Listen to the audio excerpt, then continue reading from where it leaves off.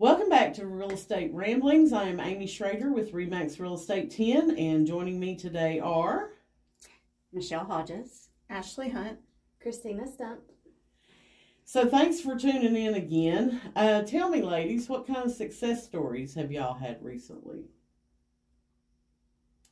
I've had a couple of really good weeks. I've had two in multiple offer situations that we were able to get by and get for our clients, and so had those, and of course we got a full price cash offer yesterday that Miss Ashley brought to us. So we had, it's been, like I said, a good couple of weeks.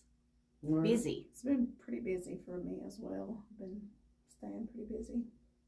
I've had some clients here lately that are really happy. They're moving to the area. They're relocating, so East Tennessee just brings them a lot of joy, and I'm so excited for them. I've got 4 closing this month, so I'm just happy for both parties. I hear you. All right. Well, I had a good success story. I listed that house on Holston Shores on Friday. Beautiful house on the river. Beautiful. Very. And I had told my seller, based on the price point, it's probably going to be somebody from out of state that buys it.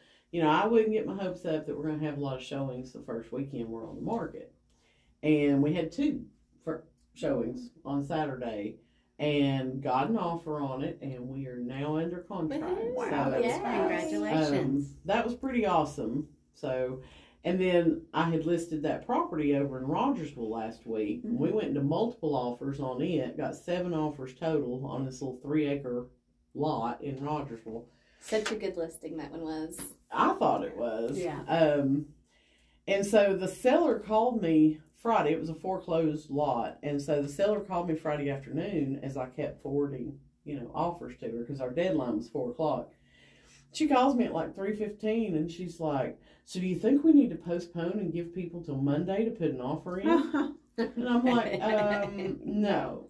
I'm like, everybody we've talked to, we have told them. And I said, you're going to lose your buyers if you play that little game with them. And she's like, well, why do you think we're getting so many offers on it? And I'm like, because you hired me.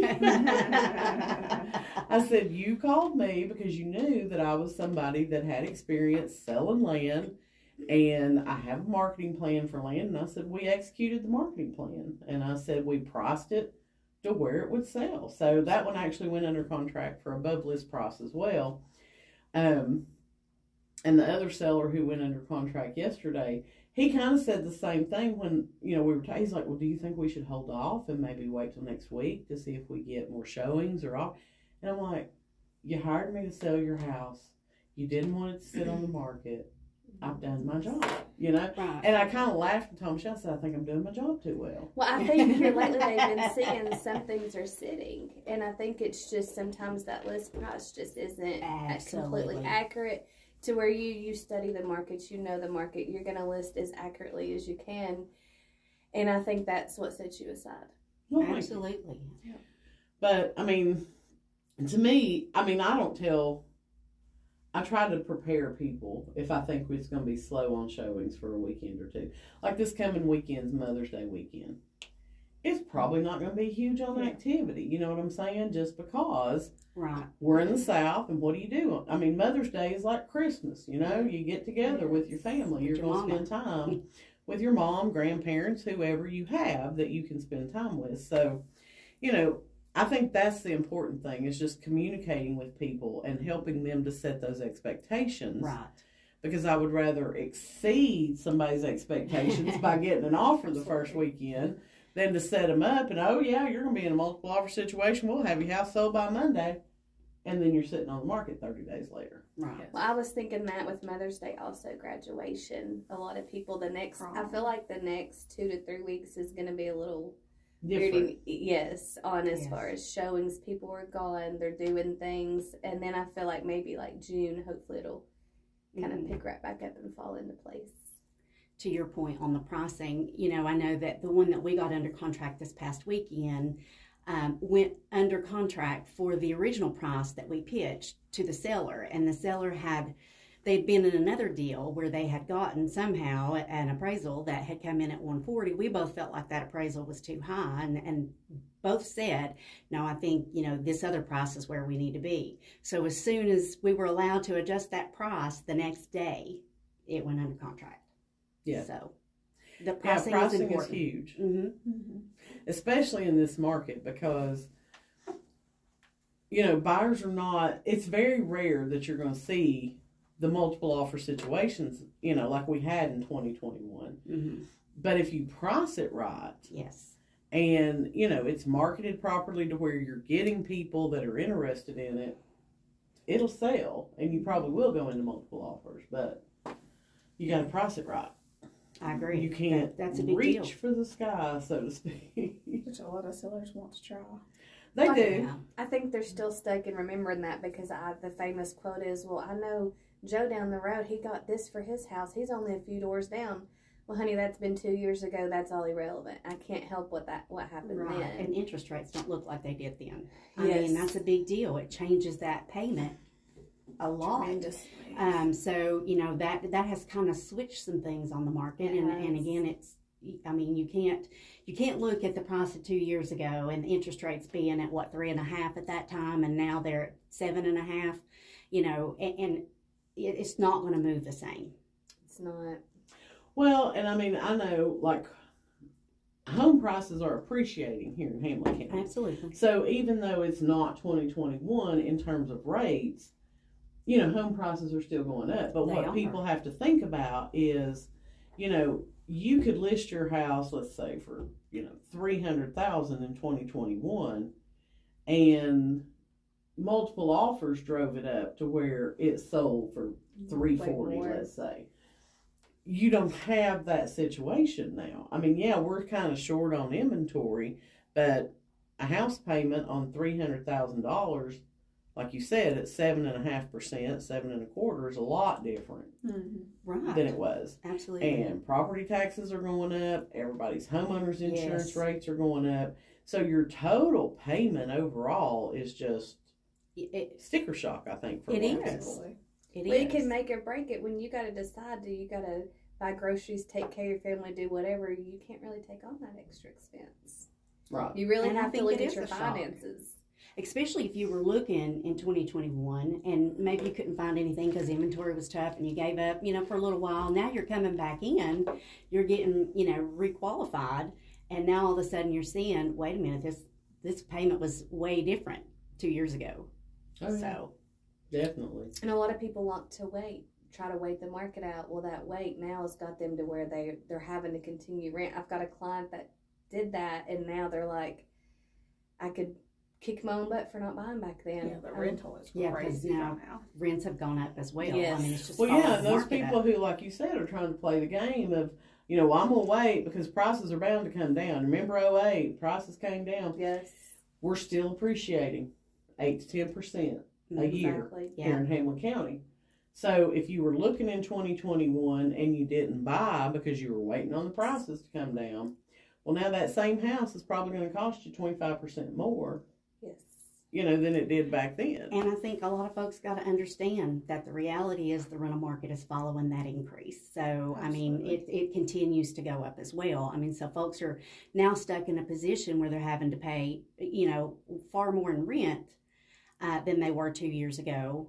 And like you said, the increase in the house stays the same too. So, you know, I encourage folks as well to get in contact with a lender and see if you can take control of that a Yeah. little bit. But you know, it's funny. I see these memes on Facebook and Instagram and stuff, and it'll talk about, you know, I'm paying $2,000 a month in rent, but my mortgage loan officer says I can't afford a $1,700 a month house payment because they have those ratios and stuff. Absolutely, You know what I mean? absolutely. So that does play into it. I think, Right. you know, people are like, but I'm paying that now. But to the mortgage company, when they're looking at all your debts, Right. they don't want you to be pushed to your limit Agreed. to pay that house payment every month because we don't want a repeat of the foreclosures. And now you Agreed. have to have good credit to basically rent a place. I mean, they're Yes. running credit checks. So you're about in the same boat. Well, and unfortunately, you know, it used to be like I can remember when I bought my house, and I wasn't in real estate, you know, at that time, but I can remember I qualified for far more than what I paid for my house because I knew I didn't want to be house poor. I wanted to have something that was manageable. But now unfortunately, because of the shift in the market, a lot of folks are having to buy at their high point, and so it's a tough market. It is for sure. So, would you say that's probably the biggest struggle in the marketplace right now is buyers trying to find that happy medium? Yes. Absolutely. Yes. That's the biggest thing that I see for people right now. Yes.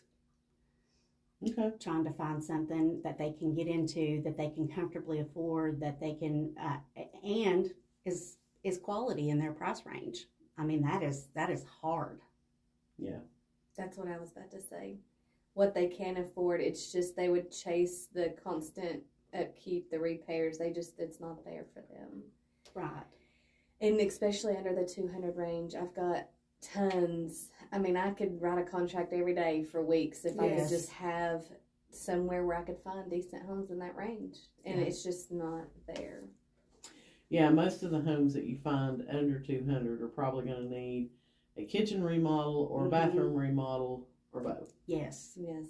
Or like the big ticket items, your HVAC, your water heater, your roof is old. You just got so many things. My thing with that is I would be negotiating with the seller to get a 2 or 3 year home warranty on the place, paid for by the seller. At least you've got some layer of protection there. Mm-hmm. But that's, most of the time we just ask for a 1 year home warranty. But, I mean, if nothing happens in that first year, right. You know what I mean? But you actually get a cheaper per year policy if you get a multiple year policy. You know what I'm saying? So it may be worthwhile to call your rep, find out how much is a 2 or 3, even 5 year home warranty policy, and try to negotiate that with the seller. That's a good idea. Yeah. And then the other thing that I would suggest is, everybody wants a deal. Everybody wants to get somebody to come down in their price. Mm-hmm. And you have to show them the numbers, but if you'll work it out for them or have the mortgage loan officer work it out for them, instead of asking for $10,000 off the list price, ask for a $10,000 credit to buy the rate down. Mm-hmm. Yes. That's going to make their payments so much lower for the life of the loan rather than the $5 a month you might save by negotiating the price from $300 to $290. You know what I mean? Mm-hmm. And that's the part that I think a lot of people have a problem with is because they want a deal.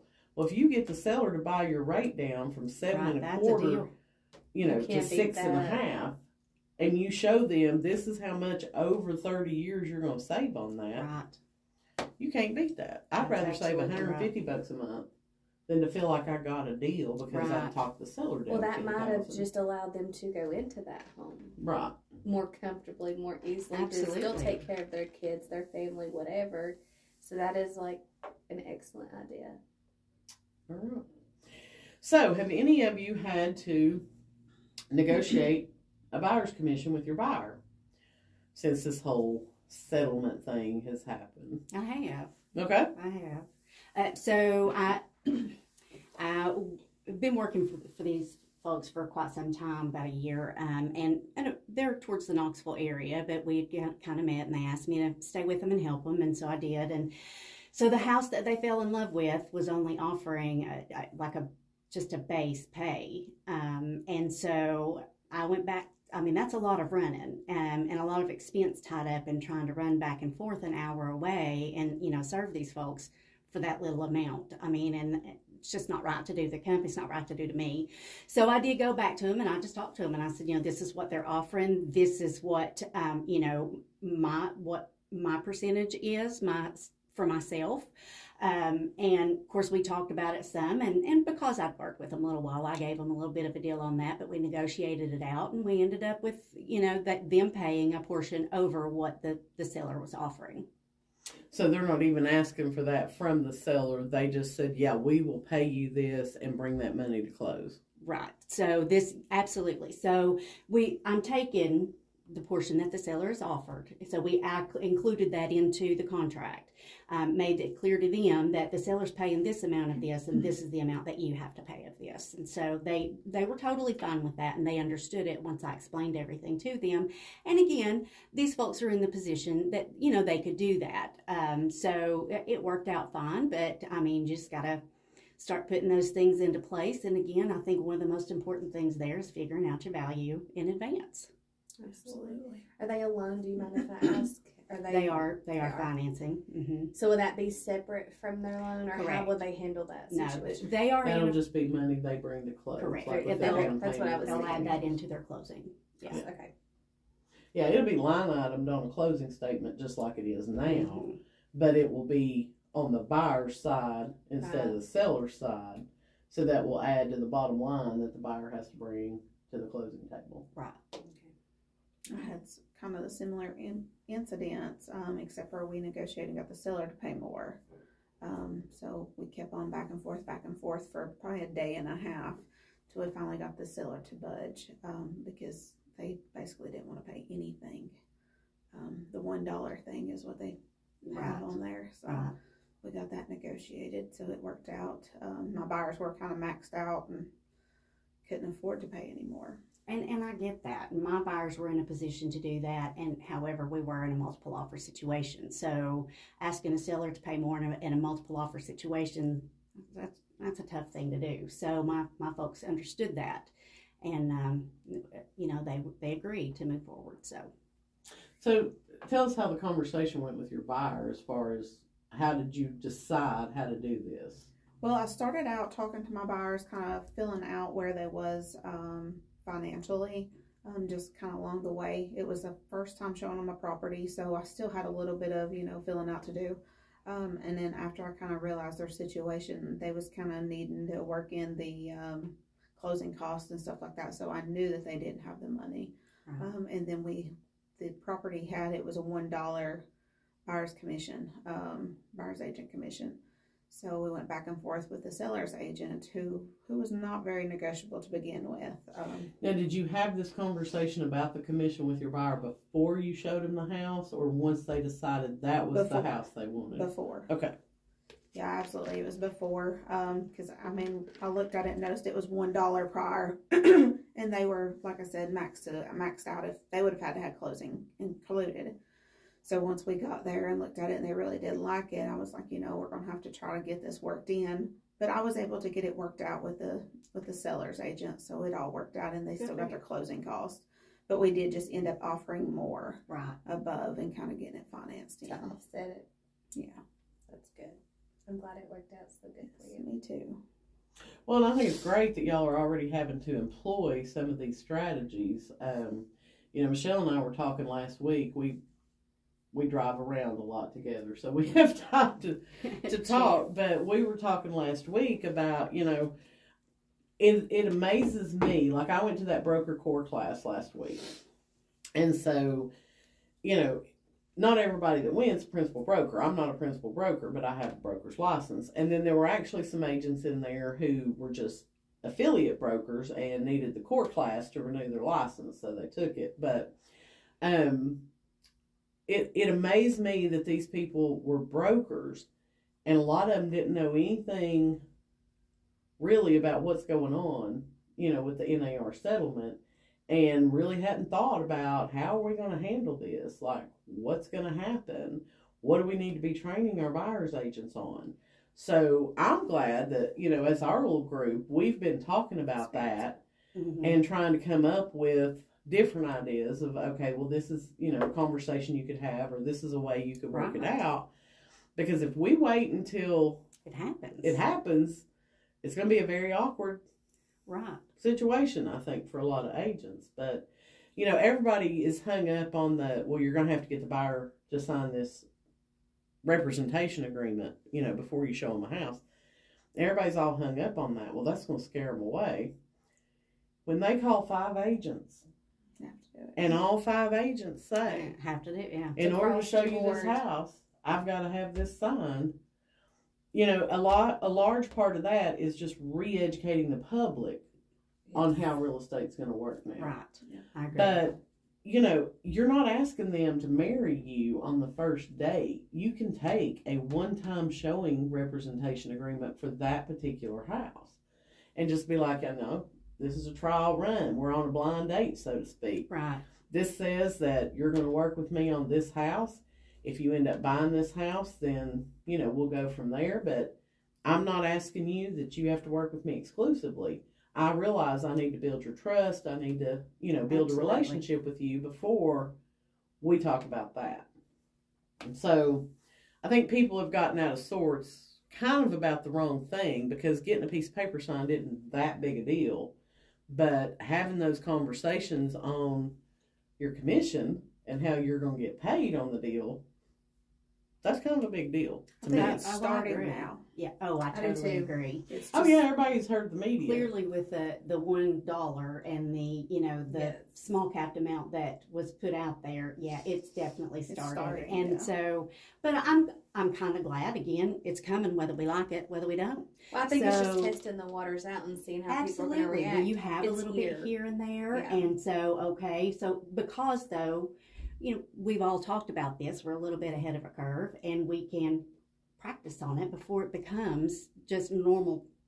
And that's when procedure. You're going to have the advantage. Right, I agree. It's when you're already practicing those skills before you have to. Absolutely. And then all these other agents who find out about it the day before it actually goes into effect are going to be scrambling. Well, they're still going to be figuring out what their plan is, and they've not even had the conversation in their head yet that they're going to have with those buyers in advance, and kind of put those things in place. You've got to have that in place already. I mean, I'll throw you a curveball. Sure. So you're mostly a seller's agent. What do you plan to say to people in this situation, to your sellers? Like when I go on a listing appointment? Or have you started talking to them? Most of the time they bring it up to me. Invariably you're going to get to the conversation of, well, what's your commission? And I say I charge X, a portion of which, goes to cover the buyer's agent. Well, now once this I've been hearing on the news that I don't have to pay a buyer's agent anymore. I said, you don't have to pay a buyer's agent. You've never had to pay a buyer's agent.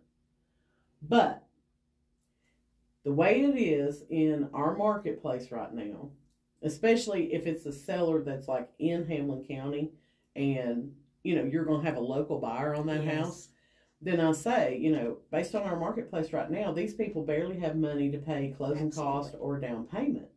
They're not going to be able to pay a buyer's agent. So if we don't offer some kind of compensation to that buyer's agent, it's going to take a lot longer to get your house sold. Because if you're dependent on other agents showing the house to qualified buyers, we've got to compensate them for their time. So you plan to still carry on, just like you basically always have, and just redirecting words. Yeah. And I mean, I think our Tennessee contracts have always made it very clear. Agreed. Because even when I send stuff out for digital signature, I will have I'll have clients call me back and go, okay, so I know you said that the commission is X, but then later down in there, I see where it says that we're offering Y if another agent sells it. Is that in addition to, you know what I'm saying? And you explain it and say, no, that's a part of that original number. So I think our contracts have really helped us out in Tennessee. Yes, right. That I don't feel like sellers didn't know. And I mean, Michelle's went on appointments with me. I always cover that part of it as far as, your buyer's agent is going to get this amount, da-da-da-da-da. I think where we have to be careful is to say, if we say to sellers, nobody's going to show your home if you don't offer compensation, because that would be an ethics violation. Right. Because it says we cannot look after our own best interest, financial gain over the clients. And so that was kind of like the background chatter at that broker core class was, well, nobody's going to sell your house if you don't know. You got to be real careful with that, because that's another lawsuit waiting to happen when you start making those claims, because, again, you're breaking the code of ethics. So there's a lot of different things that can happen on that. Well, if you really think about it, most of the time, I mean, sometimes you can bring both sides to it, but usually it is coming from a buyer's agent that is bringing that offer, that is bringing that buyer to you. So, I mean, it is nice to compensate those people. Oh, absolutely. And I mean, in my spiel, I guess you would call it, with my sellers, I'll tell them, I represent you. I'm always looking out for you in your best interest. That means if somebody calls me and they're qualified and they want to see this house, I will show them this house. But if they want to write an offer on this house, I'm not writing that offer for them. And they just look at me like I have two heads. And they're like, Mm-hmm. why would you not write that offer and take the whole commission? I'm like, because I can't serve you Exactly. and serve that buyer at the same time. That's I said, right. even the Bible says That's you can't right. serve two masters. Amen. I won't do that. And you have sought me out. You called me. You hired me That's to right. do this job. I can't represent a buyer in their best interest if I'm representing you in your best interest. And I mean, it's very eye-opening for a lot of sellers when you break it down that way. So I just let them know, I'm not going to be the person that sells your house. I'm not going to be that person that writes the offer. It's going to be somebody else. And I always say, you know, I've got 3 ladies that I work with, and I typically pass my buyer leads to them so they can write those offers up. But And you know, you're still they can't representing work them for free. Exactly. I'll tell you this, when, you know, we have a listing for a couple of friends of mine that I've known for years and years. And, you know, one of them works closely with the industry. And so when, you know, we had somebody come and make an offer, I had shown the house to the girls, but when I said, no, at this point, you have to have your own agent. So, you know, we offered to get her an agent here in the office. She ended up finding her own. But I can tell you that even the person who was close to the industry that we work in, they were both just floored. And he was like, you know, I respect that so much. He said, I will tell you, Michelle, that's the first time I've seen that. Mm-hmm. He said, but I respect that so much. I get it. And so, you know, I do think that it keeps you from being in a position your folks know that you work for them, nobody else. I mean, I think that matters to people. It Oh, does. yes. It's I a don't know big how deal. you can expect loyalty from your client Right. if you're not showing loyalty to them. And to me, it Absolutely. boils down to the financial interest part of the code of ethics. Mm-hmm. You know, I'm looking out for them in their best interest. I can't look out for that buyer. Agreed. And yeah, I may lose money over it, but there's plenty of money to be made. Right. I don't need to be greedy about it. So, And I totally agree. And I think, you know, when you are in that position, you're kind of like, okay, because it's very tempting as an agent to go, oh, really? Yeah. I did in the You know, beginning. in the I'm not beginning, gonna lie. you do. I mean, Yeah. I've done it before too. Don't misunderstand me. It's very tempting in the beginning. But as you grow and you learn and you have those brawls for your buyers, or you have those, and when I say brawls, you know what I mean, professionally, you start to understand that if I'm covering both sides, I can't do that. I can't be loyal to anybody. Right. That's how I feel. I've done it once, and I just told myself, like, never again. I would rather take less and go home and feel good about it and But know you- that absolutely. I represented them fully, because that's what they hired me for. Right. So, Now, if I'm selling land and you're looking at a lot or, you know, a little piece of acreage, to me, that's a different situation. You know what I'm saying? Right. Because there's just not It's the land. same thing. well, you're not Yeah. seeing that home inspection. You're not getting this. You're not getting that. Land, to me, I agree with you. It's a totally different ballgame. Yeah, the I worst mean, you're going like- to see is the perking. It's not as Yeah. detailed as a house to try to get to closing. Right. typically. And most of the time, you know, you all are the exception to the rule, but a lot of agents don't know how to show land. They don't know how to sell land. And so, you know, a lot of times it's like, okay, I know if I want to get this sold, I'm just going to have to meet them out there and do my thing. And sometimes it's just they call and say, hey, you know, I saw that piece of land that you had advertised. I want to go ahead and buy it. Sight unseen. Okay. You know. Now, I still make them sign that they are unrepresented. But I just think it makes for an easier transaction if everybody's represented by somebody. Absolutely. Me too. I plan on having the same conversations with my seller. And so, you know, if I explain it to them and they say, well, that all sounds great, but I just really don't want to pay them. I'm like, Okay. well, we can go that route. But I'm just going to let you know that when we get offers, they're probably going to be asking for compensation in those offers. Yep. So So you're back to square one. you're back to square one. You know, I'm like, at the end of the day, if you want to get this house sold, we're going to have to compensate somebody. And when they come back and say, well, why don't you do it? You know, you can show the house to anybody. I work for you. So Right. unless you're willing to sign a waiver that you're not going to sue me down the road because I brought the buyer to the transaction, I'm not going to do that. Right. So, the other thing that I was learning in my broker core class, she covered like the 4 responsibilities of your broker, principal broker. And one of those was motivation and encouragement.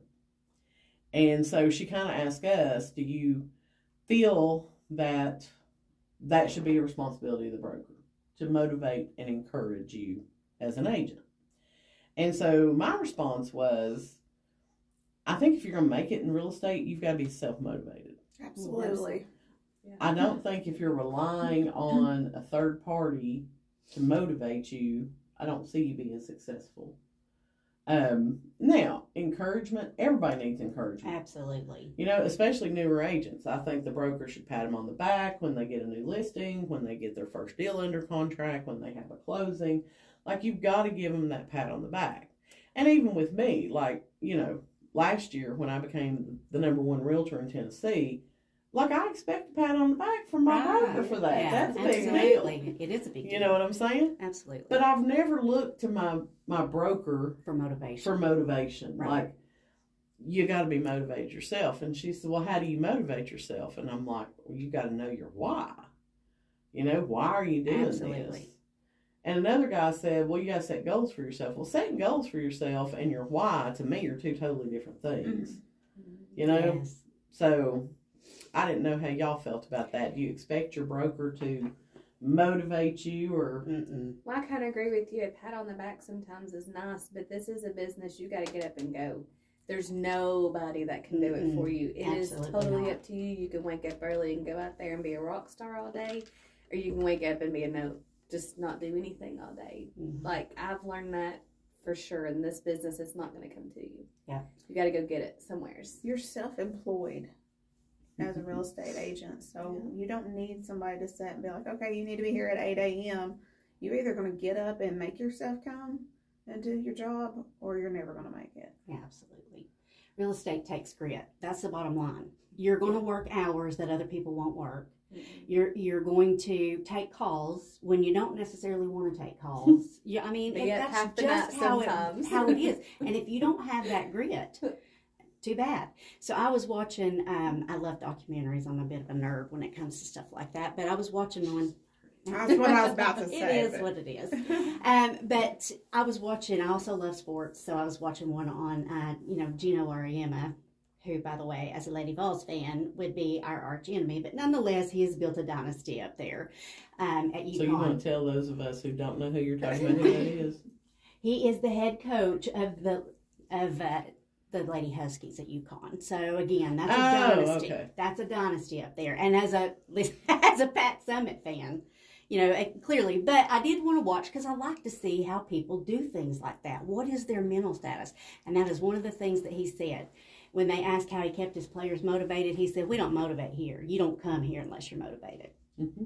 And I think Pat Summitt was that same way. Absolutely. She's not going to motivate you. Mm-mm. You better be motivated when you get there. That's because right. You're playing for Pat Summitt with the Lady Vols. So, and I think it is that same situation with a broker. I think a broker should be there to coach and should be there to encourage, what have you. But you got to bring that motivation with your game. That's bottom line. Nobody is, if you're self-employed, like you said, they're not there to do that. So they're going to shape you and give you the information that you need, but motivation is yours to bring to the table. I agree completely. 100%. Yeah, and I mean, people say, oh, I want to become a realtor. I can work any hours that I want. I can set my own hours. And I'm like, yeah, you work any 70 to 80 hours of the week you want to work if you want to be successful. And I think that's the biggest irony of people who get into real estate is you quit your 9 to 5 job because you don't want to be chained to a desk 8 hours a day, only to find out if you really want to be successful, you're probably going to be working 12 hours a day. Yeah, right. It's true. I want to spend more time with my family. Well, that sounds great, but, it depends, I guess, to me, it depends on what your idea of success is. Correct. And I agree with that. You have to make an equal balance. Like, I went on the boat with my family this weekend. We went on the boat 15 minutes, and I had to be dropped back off to go show a house. It's just part of it. I mean, you make compromises. No, it wasn't you. Okay, good. She's looking at me. It wasn't you. I was okay. Yeah, because I did call her, like, okay, we got somebody. Do you want to go? And she was like, yep. Yeah, that's the thing about Ashley is Ashley will always find a way. I'll make a way. Yeah. I don't know when she sleeps because, Yeah. you know, she is bonding people out of jail at midnight and then she's up at 6 o'clock emailing me, you know, about something. Yeah. So, yeah, I don't know how you do it. I really don't. Like when you say you have a vitamin deficiency, I'm like, I'm not surprised because you just burn both ends. Yeah. But I know when you get started, especially like that first couple of years, to me, that's when your grit really has to show. Yeah. Like you are truly working 80 hours a week. You are grinding it. You're just, and the bad thing about that is it's real easy to burn out as an agent if you don't take some time. I'm not saying, you know, that you need to take a week off every 6 months, but you've got to have at least a day that you set aside and say, this is my day. I'm not answering the phone. I'll put an auto response on. But I think it is important that we unplug. That's true. And just reset ourselves, because if you're burnt out and you're just in a crappy state of mind, It's really you're hard to not serve. going to be good for your That's true. clients. Very true. I think for me is I've kind of self-programmed with already being self-employed because I went to school in nursing, graduated in nursing, then went to bail bonding. So bail bonding is you're self-employed. I didn't have to go to court every day to sit in the courtroom to try to get bonds, but I chose to get up and make myself go into that courtroom and chase a dollar. So I have to be self-motivated. So I think I've just kind of carried it on over. And I come from a retail background. So when I worked 7 days a week, I mean, I always had a, company phone and all of those things. So to catch calls on the weekends and, run and do. And of course, I also traveled all over this side of the country. So trying to get that done. When I say that, I meant the state.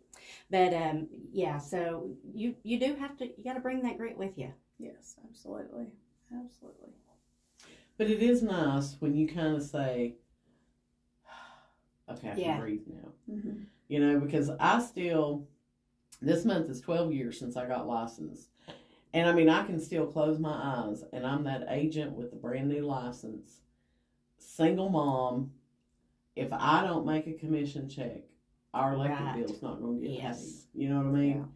Yeah. And that was the biggest driver and motivator for me back when I started was I've got to cover the bills because there's nobody to fall back on. Absolutely. And I'm proud and I don't want to go to my mom and daddy and have to say, I don't have the money to pay the rent this month. Could you help me out? They would have, but it's the principle of the matter to me. Absolutely. I'm an adult. I need to be able to cover this, especially if I have a kid. So that, to me, when I first started, was my biggest motivator. Yeah. Did I sacrifice family time? I did. Right. A lot. Yes. Amber was a teenager. She really didn't care if Mama was, around that much or not. I have great parents who kind of helped me out with that. But, yeah, getting food on the table and getting bills paid was my biggest motivator. Absolutely. And then I get a taste of success and, ran with it. Yeah, I mean, that's like moonshine to me. I'm like, woo, let's do this again. But like I've said before, my mom and dad taught me, if you're going to do a job, do it to the very best of your ability. Mm-hmm. You don't have to be number one as long as you're doing the best you can do. Absolutely. And that is a motivator to me. Mm-hmm. Like, how big can I make this? Like, how far can I push this? Yeah. So not everybody wants to be, making $250,000 a year and up. I don't know why. You're like, that's not you. That's not me. But I mean, I'll take it. But there's some people who don't. They just don't want to make that money. And I don't understand that because I'm not wired that way. I'm not I'll settle for doing this because this is better than anything I've ever done. But everybody's geared differently and everybody's motivated differently. And to them, like you said, success is defined differently for every person. And so, but you're right. It takes sacrifice. I mean, my friends all give me heck now because, oh, Michelle, you work all the time. Why you can't come over here? But they also love me and they understand she's pushing. She's going to work at this until she makes it happen. How many people think that it's just a piece of paper, though, and you're just getting paid, and they don't understand that you're really doing a lot more behind the scenes that people don't understand. I'm amazed at how many people that don't understand we don't draw a salary. Yes. Yes. I don't work for RE/MAX. I work under the RE/MAX umbrella. Right. Yes. If I'm not closing a deal, I'm not making getting money. paid. Right. That's absolutely And, right. my sister had worked with me for a little while. And that, I think, was the biggest eye-opener for her. And she really does. Like, she is my encourager in my life because she has seen the effort, the grind of what I do and how I do it. And then, she knows that that can fall apart at the last minute, and then you didn't make anything for all that work. A lot of work sometimes goes into that. So, I won't say she admires me, but I will say she can respect the work that I do. Absolutely. And how this is done. So that's kind of nice to have when you've got somebody inside the family who's seen the behind the scenes of real estate, And you can tell y'all have each other's back. It's a sweet relationship. It's good. She's my buddy. She's my buddy. But, all right. Anything else that y'all need to talk about, share? I don't think so. Again, it's just been busy, just been out on the grind. Good stuff. The market's still moving. So still looking under 250,000 for the most part. That would be a dream. Just FYI, if somebody out there knows how to come in and put up a community full of homes that are 200, 250 and less, we can probably get them all sold for you. Well, what we're going to have to do is look for a piece of unrestricted acreage in Hamlin County. Mm-hmm. And we're going to have to buy it. And then we're going to have to get a developer to work with us because, we ain't done this. But to subdivide that and make it into like a Clayton community and get some of those newer homes in there restricted on, they've got to be on a permanent foundation. They've got to do this. They've got to do that. But those are the most affordable homes on the marketplace right now that are going to be move-in ready. Yes. And to me, we've got the D.R. Horton homes popping up, but they're 300 and up now. Morristown cannot afford that. Yeah. I mean, the average person in this town cannot afford a $300,000 house payment. So I think if we could get somebody on board with developing something like that, that would be, a godsend for a lot of people in this county. Mm-hmm. So, we need some developers for sure. We need to find the land, and then we need to get a developer to help us out with that. And I'm sure, Clayton would love to sell 250, 300 homes in a subdivision. So absolutely, they'd probably be on board with helping us out a little bit. But so if you're an investor, holler at us. Holler at you girls, because we'd love to help you Yes. develop that out and make that money. So, all right. We will be back in a couple of weeks with our next episode. And thanks again for watching. We'll see you then. Thank you. Bye.